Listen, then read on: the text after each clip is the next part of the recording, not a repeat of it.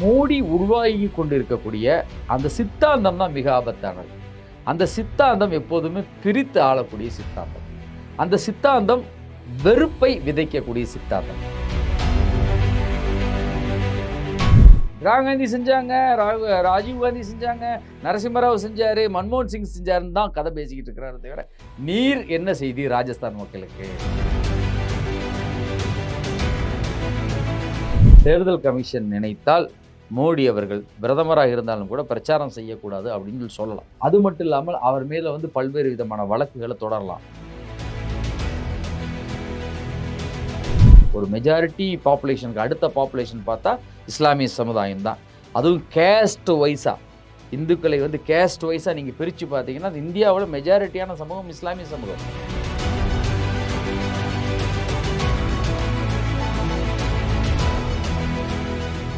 கேள்வி கணைகள் நிகழ்ச்சிக்கு வரவேற்பது மகிழ்ச்சி. தமிழகத்தில் தேர்தல் முடிஞ்சாலும் இரண்டாம் கட்ட வாக்குப்பதிவுங்கிறது இன்னும் நிறைய மாநிலங்கள் நடக்க வேண்டியிருக்கு. இதில் ராஜஸ்தான் மாநிலத்தில் சமீபத்தில் பிரச்சாரத்த போது பிரதமர் மோடி இஸ்லாமியர்கள் குறித்து சில வார்த்தைகள், தவறான வார்த்தைகள் சொன்னதா நாடு முழுவதும் பரபரப்பாக போயிட்டுருக்கு. எதிர்க்கட்சிகள்லாம் கண்டனம் தெரிவிக்குது.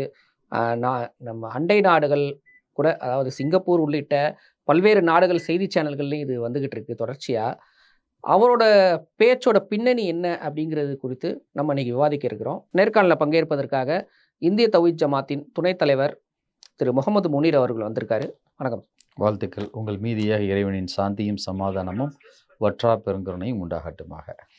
அதான் இப்போ நாடு ஃபுல்லாக இல்லை, உலகம் ஃபுல்லாக பேச ஆரம்பிச்சிட்டாங்க அந்த இதை அதோட பின்னணி என்னவா இருக்கும்னு நினைக்கிறீங்க அவர் அப்படி பேசுனது? இல்லை, ஆக்சுவலி எப்படின்னா திரு மோடி அவர்கள் ஒரு தலை சிறந்த நடிகர். தமிழ்நாட்டில் சொல்லணும்னு பார்த்தீங்கன்னா நம்ம சிவாஜி கணேசன் தான் சிறந்த நடிகர்னு சொல்லுவாங்க. அதுக்கப்புறம் கமலஹாசன், ரஜினி அதெல்லாம் இருந்தால் கூட இந்த சிவாஜி அவரோட நவரச நாயகன். அது மாதிரி அதை விட பிரம்மாண்டமான ஒரு நடிகர் மோடி. அது மட்டும் இல்லாமல் உள்ளொன்று புறமண்டுமாக செயல்படக்கூடிய ஒரு பிரதமர் இவர் தான். மனசில் உள்ள ஒன்று இருக்கும், வெளியே ஒன்று பேசுவார். இப்போ தமிழகத்துக்கு வந்தீங்கன்னா திருவள்ளுவரை பற்றி பேசுவார், தமிழை பற்றி பேசுவார். உண்மையிலேயே திருவள்ளுவர் மீதும் தமிழர்கள் மீதும் தமிழ் மீதும் அவருக்கு பக்தி இருக்குமா, பாசம் இருக்குமான்னு பார்த்தா இருக்காது. இருந்திருந்தா ஏறக்குறை 8 முறை தேர்தல் பரப்புரைக்காக தமிழ்நாட்டுக்கு வந்த திருவாளர் நமது தேசத்துடைய பிரதமர் நரேந்திர மோடி. ஒரு தடவையாவது நம்ம மக்கள் பாதிக்கப்படுறப்ப சென்னை பெருவெள்ளம், இந்த அலுவலகம் கூட தண்ணியில் மிதந்தது. ஆமாம், என்னுடைய அலுவலகம் தண்ணியில் மிதந்தது. மட்டுமில்லாது தூத்துக்குடின்னு எல்லா இடங்களுமே தண்ணியில் மிதந்தப்ப ஒரு முறையாவது பார்க்க வந்தாரா? பார்க்க வரல. அடுத்து பார்த்தோம் என்றால் நமக்கான நிதி, அந்த ஃப்ளட்டுக்குண்டு தர வேண்டிய நிதி, இயற்கை பேரிடர்களுக்கு பாதிக்கப்பட்ட ஒரு மாநிலமோ ஒரு நகரமோ பாதிக்கப்பட்டால் தர வேண்டிய அடிப்படை நிதிகளை தந்தாங்கன்னா தரலை. அப்போ எப்படின்னா அவர்கள் நடிப்பார்கள். உங்கள் மேலே பாசமாக இருக்கிற மாதிரி அவருடைய ஜாடைகள், நடவடிக்கைகள், பேச்சுகள் இருக்கும். ஆனால் அது நிஜம் இல்லை. அதுதான் இப்போ எப்படின்னா தமிழ்நாட்டில் நடந்த தேர்தலில் ஏதாவது ஒரு 4 சீட்டு 2 சீட்டு 3 சீட்டாவது கிடைக்கும் அப்படின்ட்டு ஒரு நிலை இருந்தது, நினச்சாங்க. ஆனால் தமிழ்நாட்டில் நடந்த தேர்தலுக்கு அப்புறம் அதை ஒட்டி நடந்த பல மாநிலங்கள் நடந்த தேர்தலுக்கு அப்புறம் அது எதிர்மறையாக இருக்குது. மக்கள் பிஜேபி மேலே அதிருப்தியாக இருக்கிறாங்க, பிஜேபிக்கு வாக்களிக்கலை அப்படிங்கிற எண்ணம் உடைய விரக்தியின் வெளிப்பாடு தான் அந்த பேச்சு. ஒன்று எப்படின்னா நீங்கள் ஒரு விஷயம் எப்படின்னா மோடி என்ற தனிநபர் மட்டுமல்ல, மோடி உருவாகி கொண்டிருக்கக்கூடிய அந்த சித்தாந்தம் தான் மிக ஆபத்தானது. அந்த சித்தாந்தம் எப்போதுமே பிரித்து ஆளக்கூடிய சித்தாந்தம். அந்த சித்தாந்தம் வெறுப்பை விதைக்கக்கூடிய சித்தாந்தம். இப்போ மோடி அவர்கள் வெறுப்பை தான் அங்கே விதைச்சிருக்கிறார். எப்படி எந்த அளவுக்கு ராஜஸ்தானில் ரொம்ப தெளிவாக சொல்கிறாரு, உங்கள் காசு, உங்கள் பணம், உங்கள் சொத்து, அதை விட தமிழ் மக்களும் இந்திய மக்களும் இந்த தாலியை புனிதமாக நினைப்பாங்க. தாலிங்கிறது ரொம்ப சென்டிமெண்ட்டான ஒரு விஷயம் தாலிங்கிறது. ஆனால் அந்த தாலியில் தான் கடைசி தங்கம் இருக்கும். ஒருத்தன் எல்லா தங்கத்தை, வளையல், மோதிரத்தெல்லாம் கஷ்டத்தில், நஷ்டத்தில், பிரச்சனையில், வறுமையில் இருக்கிற எல்லாத்தையும் விற்றா கூட தாலியை விற்க மாட்டாங்க. தமிழ்நாட்டில எல்லாம் பார்த்தீங்கன்னா அதனால தான் கல்யாணத்துக்கு தாலிக்கு தங்கம் கொடுக்கக்கூடிய திட்டத்தை இப்போயோ முதலமைச்சரும் சரி இதுக்கு முந்தைய இருந்த முதலமைச்சர்களும் கொண்டு வந்தாங்க.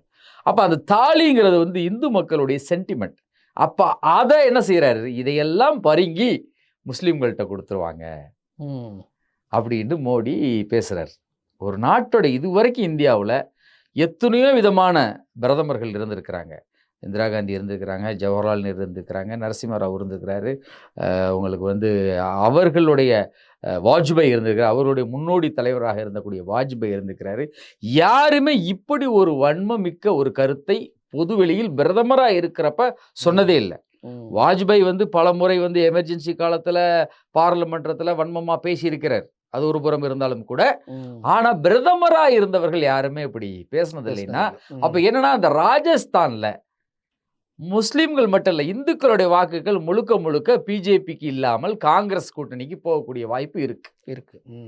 அதற்கான சுழல், அதற்கான களம் அங்கு வந்துடுச்சு. அப்ப இந்த களத்தை எப்படி வந்து கல்டிவேட் பண்றது, இப்ப நமக்கான ஓட்டை எப்படி வந்து வாங்க வைக்கிறது? அப்ப என்ன செய்யறது? வெறுப்பு சொல்றது. உன் வீடு வாசல் சொத்து சுகம் தாலி எல்லாத்தையும் படங்கி பாய்கிட்ட கொடுக்க போறான்டா, முஸ்லீம்கிட்ட கொடுக்க போறான்டா அப்படின்ட்டு சொன்னோம்னா அந்த மக்கள் ஐயோ என்னடா இது, இப்படி மன்மோகன் சிங் என்னைக்கோ எப்பயோ பேசிய ஒரு பேச்சை கட் அண்ட் பேஸ்ட் பண்ணி என்றோ சொன்ன கருத்தை, மன்மோகன் சிங் இப்ப பிரதமராக இருந்தாரு, இந்த 10 வருடம் யாரு பிரதமராக இருந்த நீங்க என்ன செஞ்சிருக்கணும்? நான் இந்த ராஜஸ்தானுக்கு இது செஞ்சிருக்கிறேன், இத்தனை பாலங்கள் கட்டி கொடுத்துருக்கிறேன், இந்த ராஜஸ்தான் மக்களுடைய வறுமையை போக்கி இருக்கிறேன், இந்த ராஜஸ்தான் மக்களுக்கு வந்து வேலை வாய்ப்பு, லட்சம் பேருக்கு வேலை வாய்ப்பு கொடுத்துருக்கிறேன், இந்த ராஜஸ்தான் மக்கள் என்னைக்கு சுதந்திரத்துக்கு முன்னாடியும் சரி சுதந்திரத்துக்கு பின்னாடியும் சரி தண்ணியால கஷ்டப்படுறீங்க, உங்களுக்கு முறையான தண்ணி கிடைக்கல. ராஜஸ்தான்ல தண்ணி கிடைக்காது தெரியுமா உங்களுக்கு? பார்த்துருப்பீங்களா பல தமிழ் சினிமா படத்துல, இல்ல ஹிந்தி சினிமா படத்துல, எல்லா கிராமத்துக்கும் நான் தண்ணி கொடுத்துட்டேன்னு இந்த நரேந்திர மோடியால சொல்ல முடியுமா? 10 வருஷம் இந்த தேசத்தை நீங்க ஆண்டிருக்கிறீங்க. இந்திரா காந்தி செஞ்சாங்க, ராஜீவ் காந்தி செஞ்சாங்க, நரசிம்மராவ் செஞ்சாரு, மன்மோகன் சிங் செஞ்சாருன்னு தான் கதை பேசிக்கிட்டு இருக்கிறாரு தவிர, நீர் என்ன செய்தி ராஜஸ்தான் மக்களுக்கு? இங்கேட்டு இல்ல, எல்லா இடத்துலயுமே வந்து பேசல. நான் என்ன செஞ்சேன், நான் இது செஞ்சிருக்கிறேன் இந்த ஊருக்கு சொல்லலாம்ல. இப்ப அப்படி சொல்லக்கூடிய திறனி இல்லை. அப்ப என்னன்னா இந்த மக்கள் மேல ஒரு வெறுப்பு. எப்படின்னா இந்து மக்களை பொறுத்த வரைக்கும் ஆன்மீகத்தின் மீது அதீத நம்பிக்கை கொண்டவங்க. எப்படின்னா வந்து எப்படி இஸ்லாமியர்கள் ஆன்மீகத்தின் மீது நம்பிக்கை இருக்கிறாங்களோ, கிறிஸ்தவர்கள் இருக்கிறாங்களோ, அதை விட ஒருபடி மேலே எப்படின்னா அவங்களுக்கு ராமர் வந்து மிக முக்கியமான ஒரு கடவுள். அது மட்டும் இல்லை, இந்து மதத்தில் இருக்கக்கூடிய அவங்களுடைய ராமாயணமாக இருக்கட்டும், மகாபாரதமாக இருக்கட்டும், அவங்களுடைய புனித நூல்களை எல்லாம் மிக மேன்மையாக போற்றக்கூடியவங்க. அது மட்டும் இல்லை, அந்த உதாரணத்துக்கு தமிழகத்துக்கும் வட இந்தியாவுக்கும் பார்த்தீங்கன்னா நிறைய வேற்றுமை இருக்கும். இப்போ உதாரணத்துக்கு வந்து இங்கே வந்து புரோகிதர்களை வந்து நார்மலாக தான் பார்ப்பாங்க, ரொம்ப தெய்வமாக பார்க்க மாட்டாங்க. ஆனால் வட இந்தியாவில் தெய்வமாக பார்ப்பாங்க.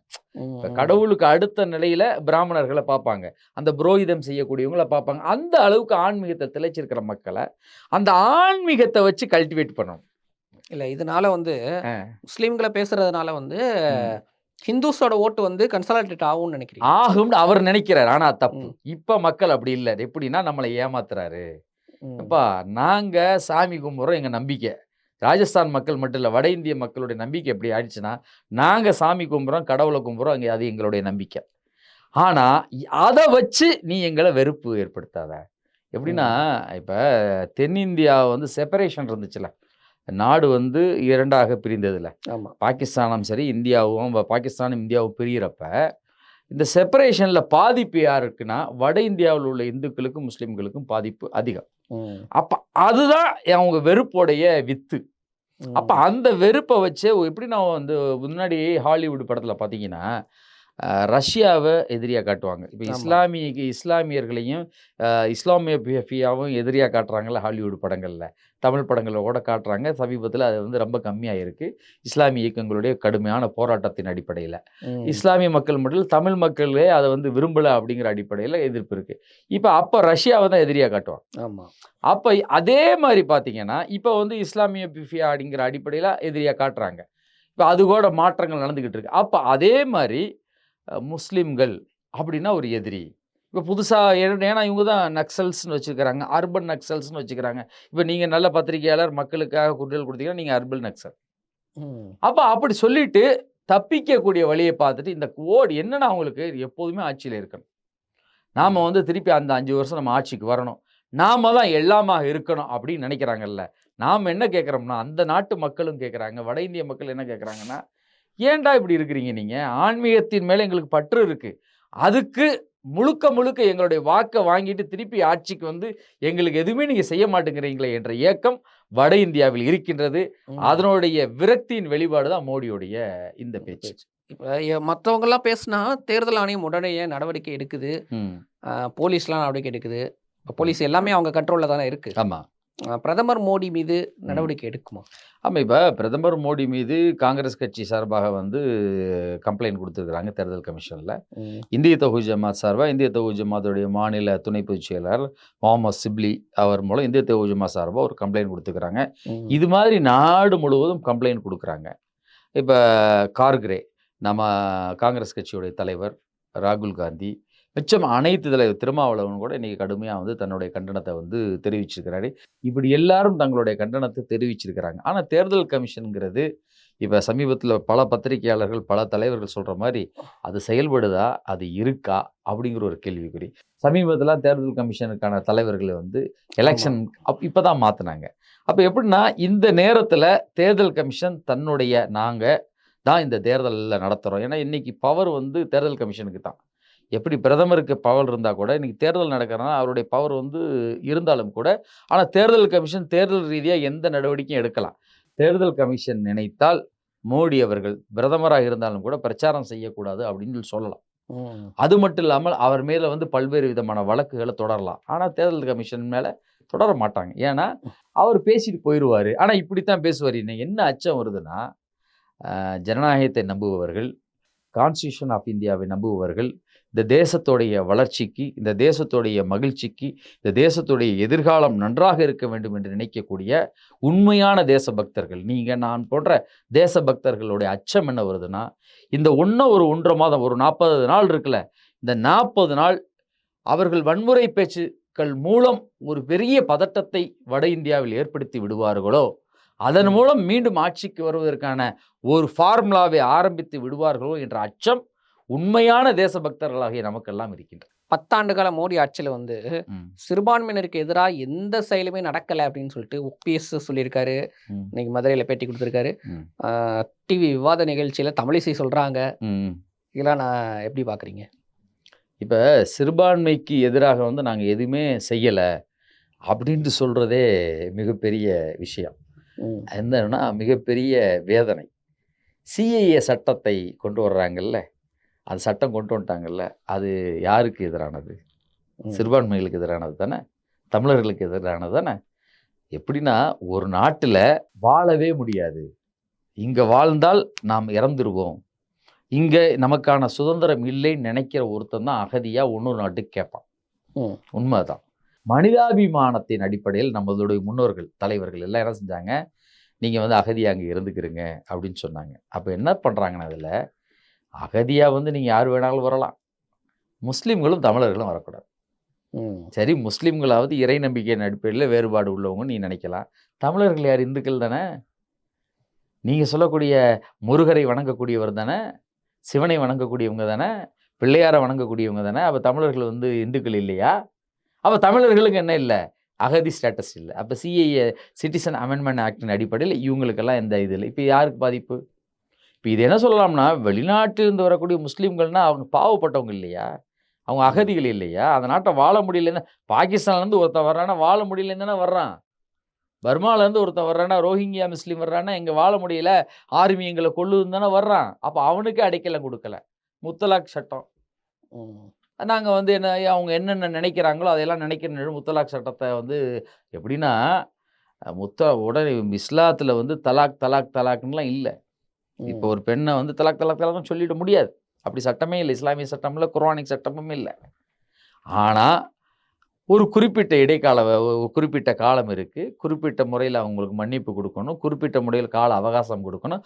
அந்த அடிப்படையில் தான் வந்து அவங்க விவாகரத்து இருக்குது. ஆனால் நான் ஆபத் பாண்டவன் மாதிரி வர்றேன், நான் இந்த மக்களை காப்பாற்றுறதுக்கு நாங்கள் தான் பிஜேபி, RSS, மோடி அவர்கள் தான் இருக்கிறோம் அப்படிங்கிற மாதிரி காட்டி இப்போ வந்து சரி முத்தலாக் சட்டம் கொண்டு வந்தீங்க, எத்தனை பேர் அரெஸ்ட் பண்ணீங்க, எத்தனை பேர் தலாக்னு சொன்னாங்க? எதுவுமே இல்லை.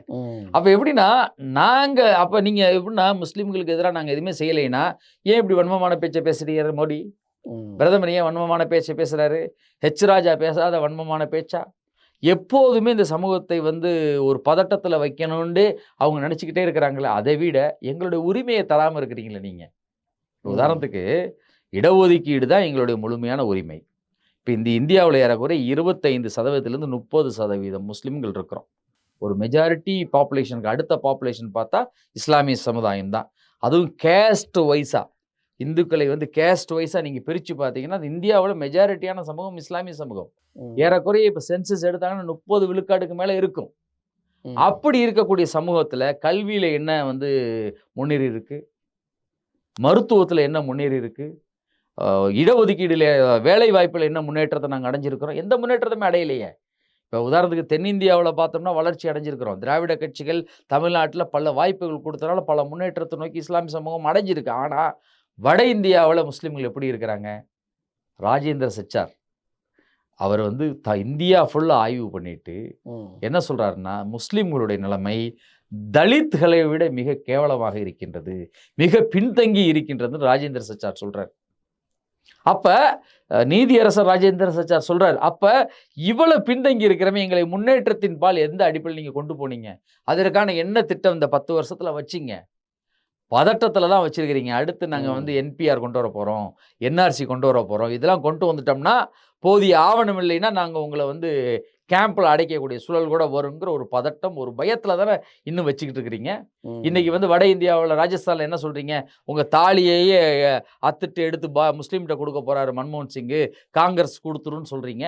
காங்கிரஸோடைய மேனிஃபெஸ்டோ வருது, அந்த மேனிஃபெஸ்டோ வந்து முஸ்லீம் லீக்கோடைய மேனிஃபெஸ்டோன்னு சொல்கிறீங்க. அப்போ எப்படின்னா நீங்கள் தான் இந்துக்களுடைய அத்தாரிட்டின்னு நீங்கள் நினைக்கிறீங்களா? ராகுல் காந்தி இல்லையா? கார்கரே இல்லையா? இப்படி எத்தனையோ தலைவர்கள் இருக்கிறாங்களா? அப்போ என்னன்னா இந்து மதத்துக்கே நாங்கள் தான் அத்தாரிட்டி. இதுக்கு இந்துக்கள் பலியாக மாட்டாங்க. வட இந்திய இந்துக்களை வந்து தெளிவாயிட்டாங்க. ஏன்னா தொப்புள் கொடி உறவு தானே. இப்போ அயோத்தி ராமர் கோயில் கட்டினாங்க. ராமர் கோயில் கட்டின பின்னாடி ராமர் கோயில் திறந்தாலும் ஒரு பெரிய நவீன ராமராக இந்த மக்கள் நம்மளை பூஜிப்பாங்கன்னு நினைச்சாங்க. எதிர்பார்க்கவே இல்லை. அவர் எதிர்பார்க்காத விட மோசமான அளவுக்கு கூட்டம் வட இந்தியாவில் வருது. ராமர் கோயில் ஆமாம் கட்டிட்டீங்க, முடிஞ்சுன்னு அந்த மக்கள் ஏற்றிட்டு சாமியை கும்பிட்டு போய்கிட்டே இருக்கிறாங்க. அப்போ முஸ்லீம்களுக்கு பதட்டத்தை ஏற்படுத்தக்கூடிய வேலையை நீங்கள் செய்கிறீங்க. இஸ்லாமியர்களுக்கான உரிமைகளை நீங்கள் கொடுக்கல. நாங்கள் மிகப்பெரிய தியாகத்தை இந்த தேசத்தில் செஞ்சுருக்கிறோம். இந்த தேசத்துடைய விடுதலைக்கு, இந்த தேசத்துடைய வெற்றிக்கு லட்சக்கணக்கான உயிர்களை எங்களுடைய தாத்தா, எங்களுடைய தாப்பன்மார், எங்களுடைய பாட்டன்மார் கொடுத்துருக்கிறாங்க. அதனால் இந்த தேசத்தில் அனைத்து உரிமைகளும் எங்களுக்கு இருக்கின்றது என்பதை தெளிவாக நம்ம சொல்ல கடமைப்பட்டிருக்கிறோம். முஸ்லீம்களுக்கான அதிகாரத்தை கொடுக்காம முஸ்லீம்களுக்கான வாக்கை மட்டும் வாங்கிட்டு இருக்கலான்னு பார்த்தீங்கன்னா, இந்தியா கூட்டணியில் இந்த 40 தொகுதியில் பாண்டிச்சேரி வரைக்கும் நம்ம சேர்த்தோம்னா அதில் ஒருத்தர் தான் முஸ்லீம். 39 இந்துக்களை நாங்கள் தேர்ந்தெடுத்துக்கிறோம்.